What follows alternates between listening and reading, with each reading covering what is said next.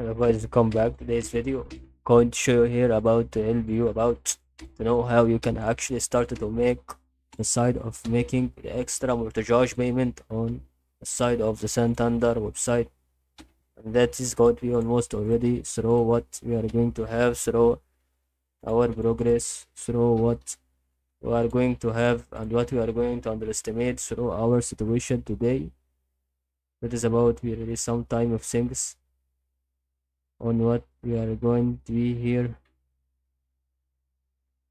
and this is going to be about right now to help you about what we are going to have through what we are going to have on the moment that we are about to have it, through what we are going to have it, through what we are going to have it over here, through what we are going to know and understand through its situation, through what we are going to have through the moment. About right here to single overpayments is one of you can make online using the debit card in your name or Santander current saving account. Regular overpayments, you can amend your existing debit, pay more of the top of your monthly managed charge payment. A mix of the two, you can make an extra single overpayment if you have got already the monthly overpayment set up.